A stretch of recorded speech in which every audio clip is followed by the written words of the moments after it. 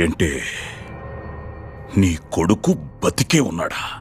నువ్వే కదా చంపావు, నమ్మకం లేదా? మరి వాడంటే బతికే ఉన్నాడంటున్నాడు, వీడంటే బతికే ఉన్నాడంటున్నాడు. బతికొచ్చాడని భయం వేస్తుందా? నాకు భయమేంటే? వాడు బతికున్నాడన్న మాట వింటేనే వణికిపోతున్నావు. వాడిని చూస్తే ఏమైపోతావు? ప్రిపేర్ అయిపో, వాడొస్తాడు. రాని ఆడు నీ కొడుకే అయితే ఆడమ్మ ఇక్కడుందని తెలిస్తే వస్తాడుగా. అన్నా వాడొచ్చాడన్నా.